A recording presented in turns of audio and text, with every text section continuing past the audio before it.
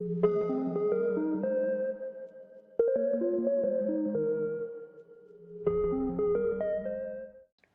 everyone, this is Dr. Mamta Rathi.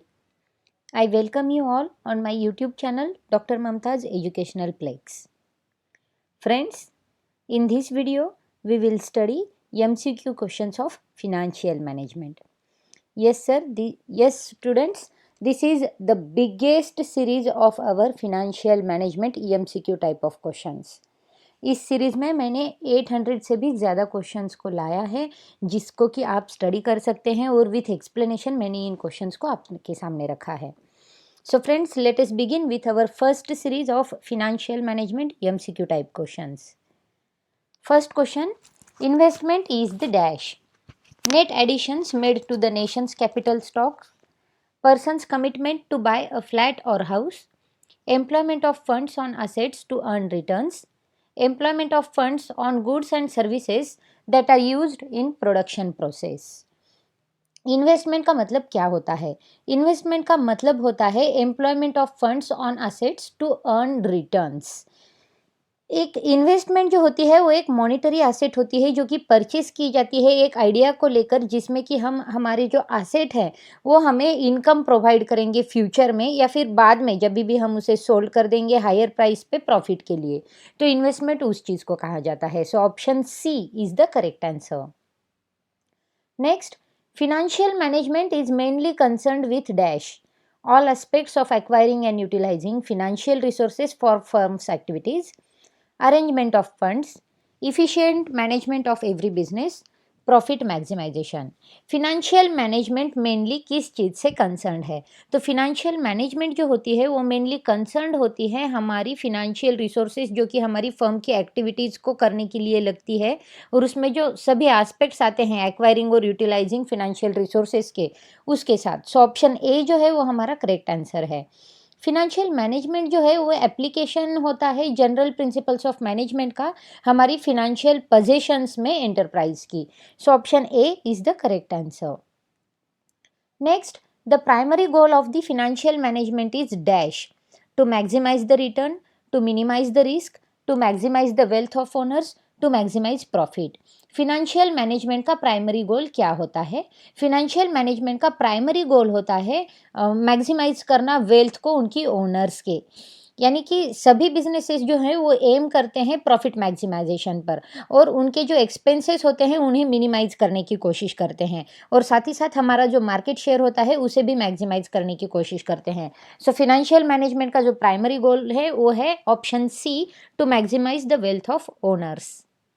Next, in his traditional role, the finance manager is responsible for dash: proper utilization of funds, arrangement of financial resources, acquiring capital assets of the organization, efficient management of capital.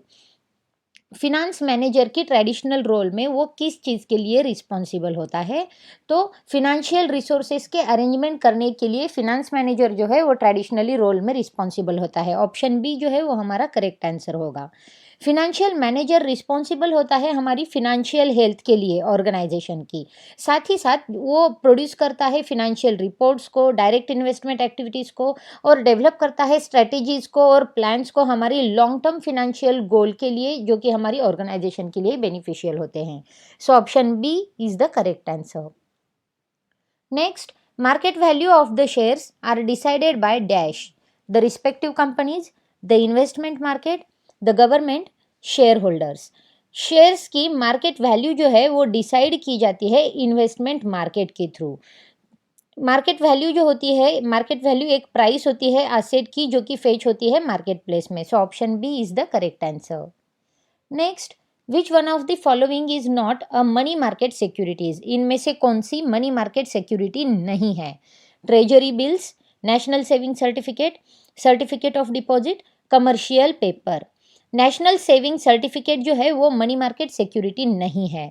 National saving certificate एक fixed income investment scheme है जो कि हम open करते हैं किसी भी post office के साथ. So option B is the correct answer. Capital budgeting is related to dash: long term asset, short term assets, long term and short term assets, fixed assets. Capital budgeting जो है वो related होती है long term assets के साथ। Capital budgeting एक process है हमारी बिजनेस की जो कि अंडरटेक करती है और इवैल्यूएट करती है हमारे पोटेंशियल मेजर प्रोजेक्ट्स को और इन्वेस्टमेंट को। So option a long term assets is the correct answer. The expansion of CAPM is, CAPM का फुल फॉर्म क्या है? Capital amount pricing model, capital asset pricing model, capital asset printing model, capital amount printing model. CAPM का जो long form है वो है capital asset pricing model. Capital asset pricing model जो है वो यूज़ किया जाता है हमारी रिक्वायर्ड रेट ऑफ रिटर्न जो कि किसी भी रिस्क एसेट के साथ होता है उसे कैलकुलेट करने के लिए। So option B is the correct answer. Next question, working capital management is managing dash, short term assets and liabilities, long term assets, long term liabilities, only short term assets. Working capital management deal करता है हमारी short term assets and liabilities के साथ। Option A is the correct answer. हमारी working capital management का जो गोल होता है वो होता है कि हमारी कंपनी को इंश्योर करना कि वो अफोर्ड कर सकती है उसकी day to day operating expenses को, और at the same time investing जो होती है हमारी कंपनी की एसेट्स में वो मोस्ट प्रोडक्टिव वे में हो। तो इसके ऊपर वर्किंग कैपिटल मैनेजमेंट काम करता है। So option A is the correct answer. The company's average cost of capital is dash, the average cost of equity shares and debentures, the average cost of equity preference shares, the average cost of shares and all resources of long term funds, the average cost of short term funds. Company का average cost of capital जो होता है वो होता है average cost of shares and all sources of long term funds. Long term investment जो होती है वो एक अकाउंट होता है जिसमें एसेट साइड में हमारी कंपनी की बैलेंस शीट में रिप्रेजेंट किया जाता है हमारी कंपनी की इन्वेस्टमेंट को, जिसमें इंक्लूड होता है स्टॉक, बॉन्ड, रियल इस्टेट और कैश भी। लॉन्ग टर्म इन्वेस्टमेंट जो है वो एसेट्स होती है कंपनी की जो कि इंटेंड की जाती है मोर देन एक ईयर के लिए। So option C is the correct answer. Next, the underwriter has to take up dash, the fixed portions of the issue capital, the unsubscribed part of agreed portion, the agreed portion और can refuse it, the unfixed portion of the issue capital. Underwriter को कौन सी चीज के ऊपर काम करना पड़ता है? तो underwriter has to take up the unsubscribed part of the agreed portion. Underwriter undertake करता है गारंटी को जो कि एक पार्ट होती है हमारी इशू की जो कि ऑफर्ड की जाती है पब्लिक को, और उनकी लाइबिलिटी जो होती है वो लिमिटेड होती है to the extent of unsubscribed portion जो कि इशू किया जाता है अंडर रिटर्न बाय हिम और अंडर राइट किया जाता है। So option B is the correct answer, subscribed part of the agreed portion. Future value of interest factor takes dash, compounding rate, discounting rate, inflation rate, deflation rate. Future value interest factors जो है वो take करते हैं compounding rate को। Future value जो है वो value होती है करंट एसेट की एट ए स्पेसिफाइड डेट में जो कि फ्यूचर बेस्ड होती है या फिर अज्यूम्ड रेट ऑफ ग्रोथ होती है। So option A compound rate is the correct answer. Financial leverage measures dash, sensitivity of EBIT with respect of percentage change with respect to output, percentage variation in the level of production, sensitivity of EPS with respect to percentage change in level of EBIT, no change with EBIT and EPS। Financial leverage को हम measure करते हैं with the relationship between EBIT and EPS, और ये reflect करती है हमारी effect को जो कि चेंज होता है EBIT में on the level of EPS। So option C is the correct answer.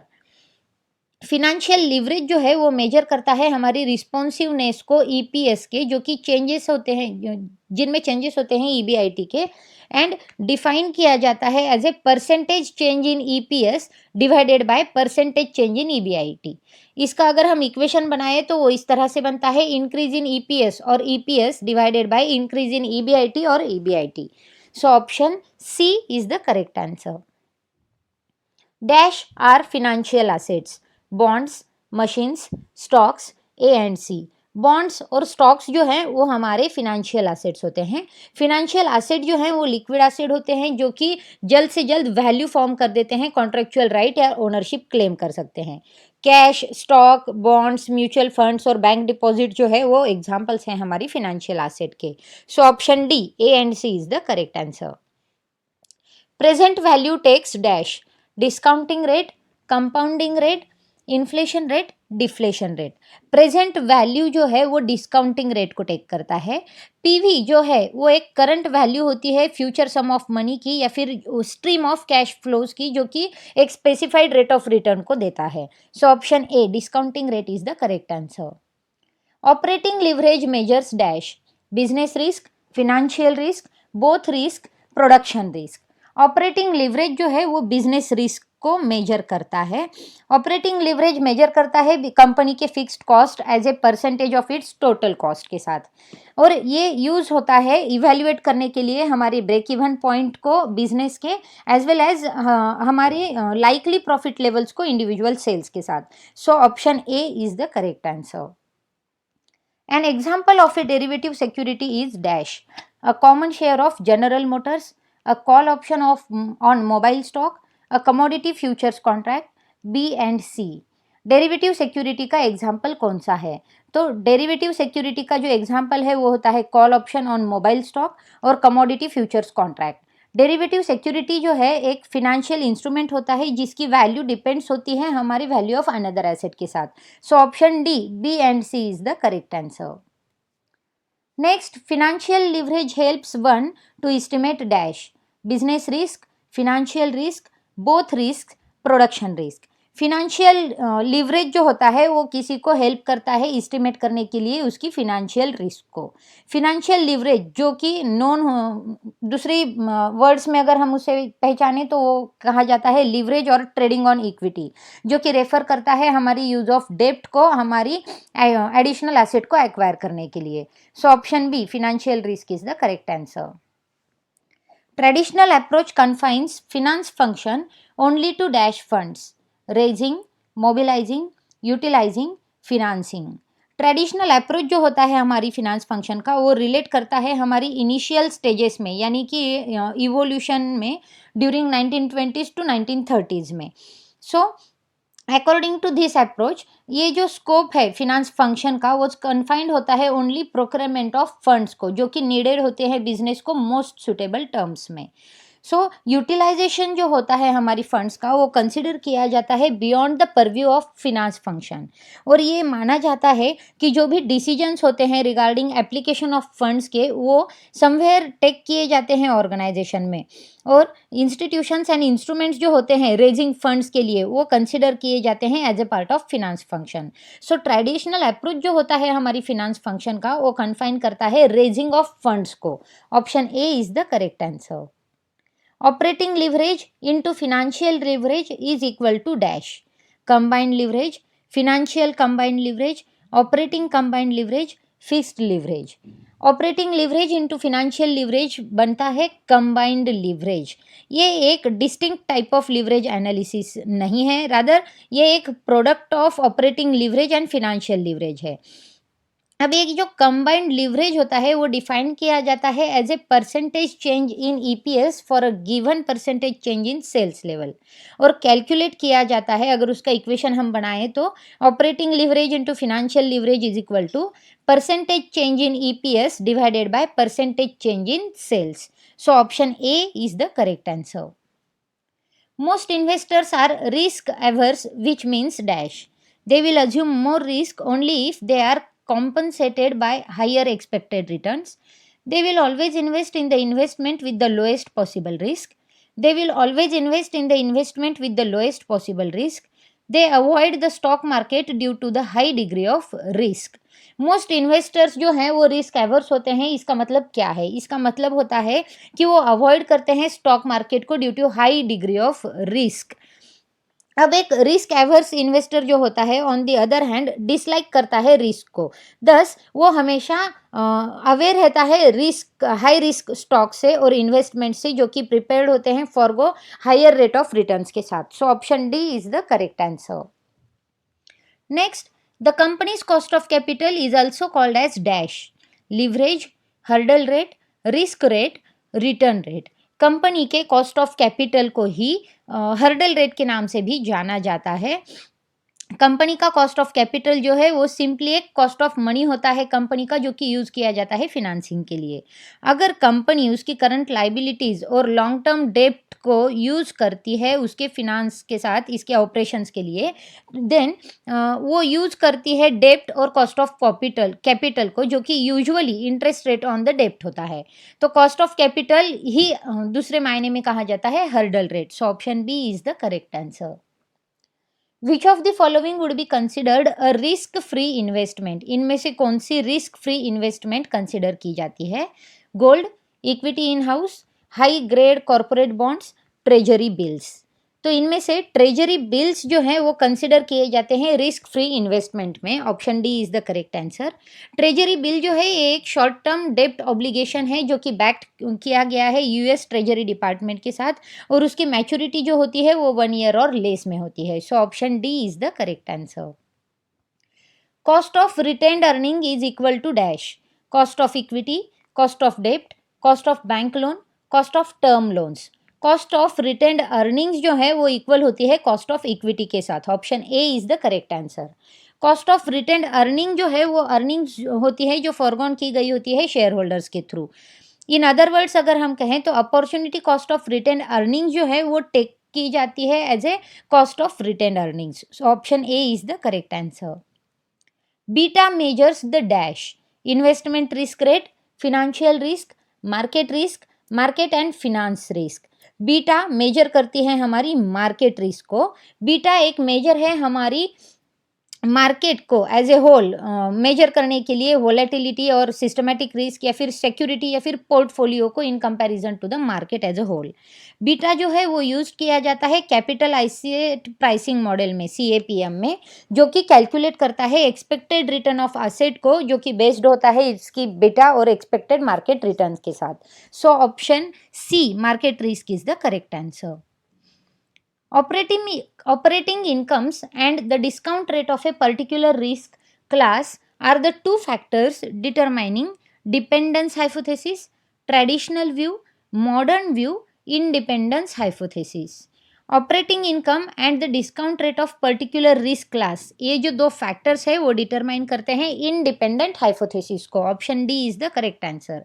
Independence hypothesis एक प्रपोज्ड सॉल्यूशन होता है सिनॉप्टिक प्रॉब्लम्स के लिए। ये होल्ड किया गया था मैथ्यू, मार्क एंड ल्यूक, जो कि ओरिजिनल कंपोजिशंस फॉर्म्ड थे इंडिपेंडेंटली ईच अदर के with no documentary relationship. So option D is the correct answer. The largest single institution owner of common stock is mutual funds, insurance companies, pension funds, commercial banks. एक जो single institutional owner है हमारा largest, जो कि common stock को hold करता है, वो है म्यूचुअल फंड्स। म्यूचुअल फंड्स एक एंटिटी है जो पुल करती है मनी को, जो कि लार्ज नंबर ऑफ इन्वेस्टर्स को इन्वेस्ट करने का मौका देती है डिफरेंट सिक्योरिटीज में। Option a mutual funds is the correct answer. EBIT is usually the same thing as funds provided by operations, earnings before taxes, net income, operating profit. EBIT जो कि usually एक same thing होती है as a operating profit. Option D is the correct answer. Earning before interest and taxes, ये जो होता है company की net income before income and taxes expenses या फिर इंटरेस्ट एक्सपेंसेस के पहले डिडक्ट किया जाता है। EBIT जो है वो यूज़ किया जाता है एनालाइज करने के लिए हमारी कंपनी के परफॉर्मेंस को और हमारे कोर ऑपरेशंस को without tax expenses and cost of capital structure, जो कि इन्फ्लुएंस करती हैं हमारी प्रॉफिट को। So option D operating profit is the correct answer. The decision to invest a substantial sum in any business venture expecting to earn a minimum return is called working capital decision, an investment decision, a production decision, a sales decision. अब एक decision जो कि invest करता है substantial सम को किसी भी business venture में और एक्सपेक्ट करता है मिनिमम रिटर्न, उसे कहते हैं investment decision. Option B is the correct answer. Investment decision relate करते हैं हमारे डिसीजंस की, जो कि इन्वेस्टर्स करते हैं हमारी टॉप लेवल मैनेजमेंट के साथ विथ रिस्पेक्ट कि हमारी जो अमाउंट्स या फिर फंड्स होती हैं वो डिप्लॉय होती है हमारी इन्वेस्टमेंट अपॉर्चुनिटी के साथ। So option B investment decision is the correct answer. Savings accounts are dash but are not dash? Negotiable liquid, marketable liquid, liquid personal, liquid marketable. Saving accounts liquid होते हैं लेकिन marketable नहीं होते हैं। Marketable securities और money market जो होता है वो होल्डिंग्स होती हैं और कंसिडर्ड होते हैं कैश इक्विवेलेंट्स के साथ, क्योंकि वो लिक्विड होते हैं और मटेरियल फ्लक्चुएशंस इन वैल्यू के सब्जेक्ट नहीं होते। सो option D, liquid and marketable, is the correct answer. The available capital funds are to be carefully allocated among competing projects by careful prioritization. This is called capital positioning, capital structuring, capital rationing, capital budgeting. अब जो available capital funds होते हैं हमारे पास, उसे अगर हम carefully allocate कर देते हैं हमारी कॉम्पिटिंग प्रोजेक्ट्स के साथ और केयरफुल प्रायोरिटाइजेशन कर देते हैं, तो उसे कहते हैं कैपिटल बजटिंग. कैपिटल बजटिंग जो है वो एक प्रोसेस होती है बिजनेस की, जो कि अंडरटेक करती है इवैल्यूएशन करने के लिए हमारे पोटेंशियल मेजर प्रोजेक्ट्स या इन्वेस्टमेंट को. So option D, capital budgeting, is the correct answer. Treasury bills are traded in the dash. Money market, capital market, government market, regulated market. Treasury bills जो हैं वो trade किए जाते हैं money market में. Option A is the correct answer. The money market जो होता है वो एक ट्रेड होता है शॉर्ट टर्म डेप्ट इन्वेस्टमेंट में.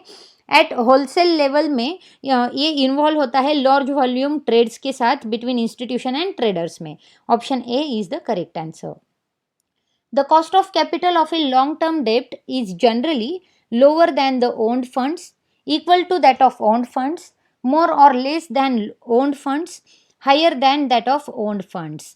अब कॉस्ट ऑफ कैपिटल जो होते हैं हमारे लॉन्ग टर्म डेट में वो generally higher than that of own funds होते हैं, यानी कि option D is the correct answer. Cost of capital जो है वो रेफर करता है हमारी अपॉर्चुनिटी कॉस्ट को, जो कि एक स्पेसिफिक इन्वेस्टमेंट को करता है, मेक करता है.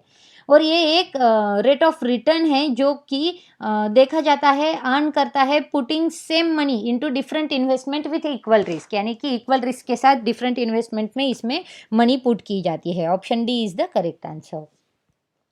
विच of the following would not be considered as capital market security. इनमें से कौन सी कैपिटल मार्केट सिक्योरिटी नहीं कंसिडर की जाती?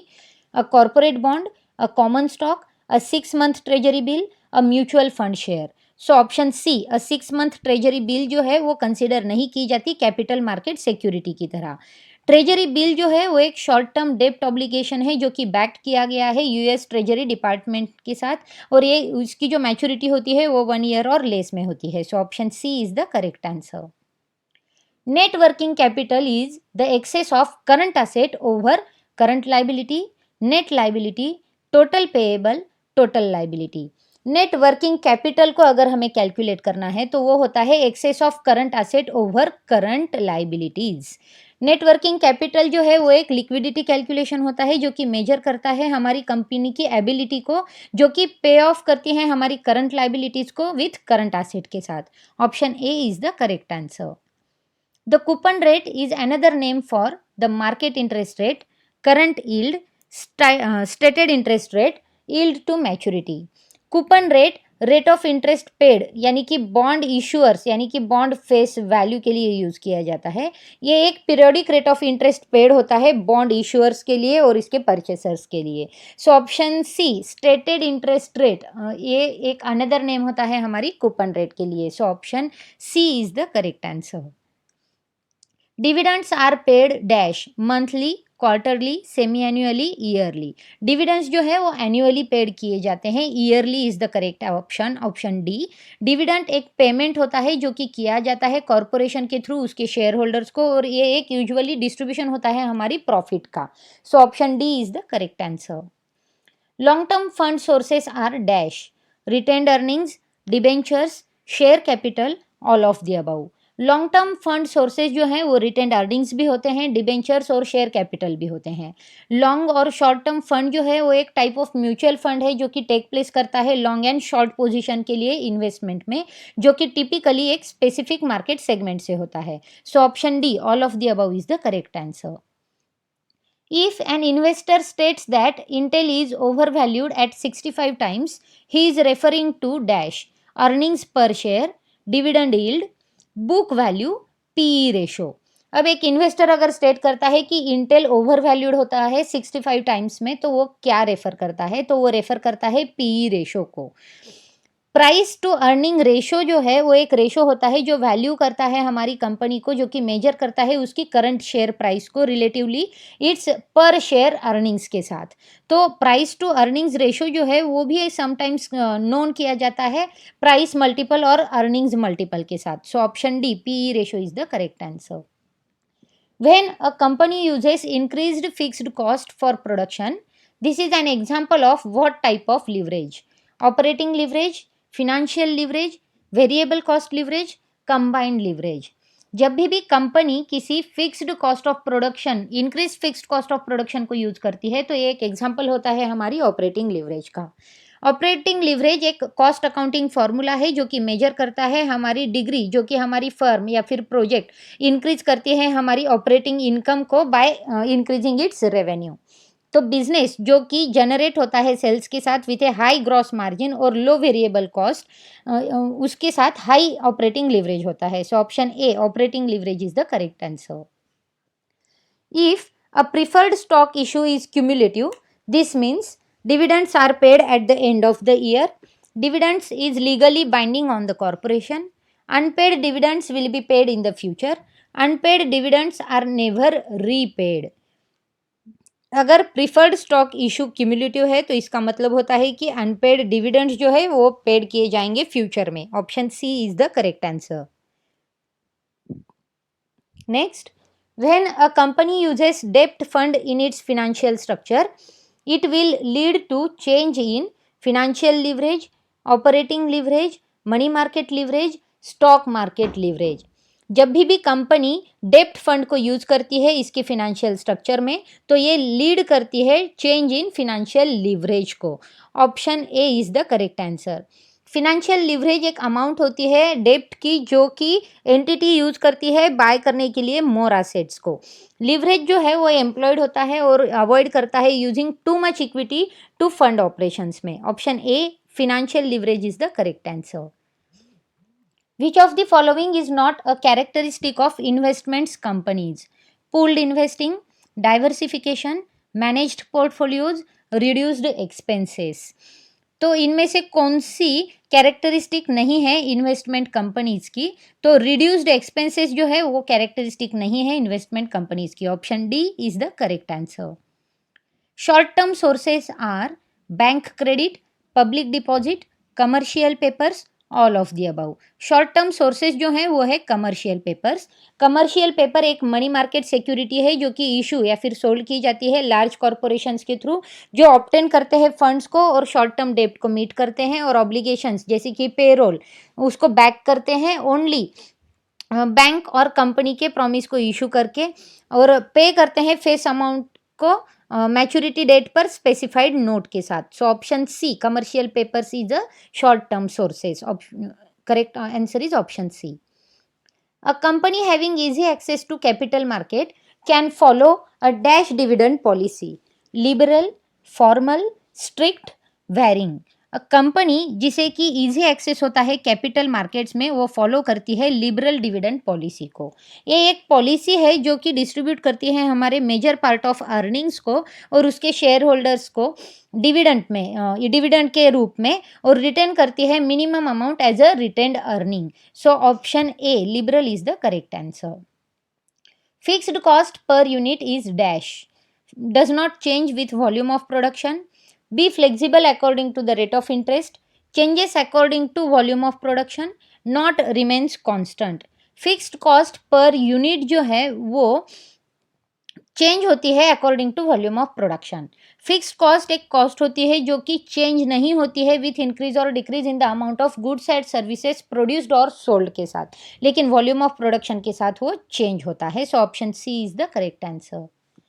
Reorder level is dash than safety level: higher, lower, medium, fixed. Reorder level is higher than safety level. Reorder level या फिर reorder point जो होता है वो एक इन्वेंटरी लेवल होता है जिसमें कंपनी प्लेस करती है न्यू ऑर्डर को और स्टार्ट करती है new manufacturing run. So option A is the correct answer.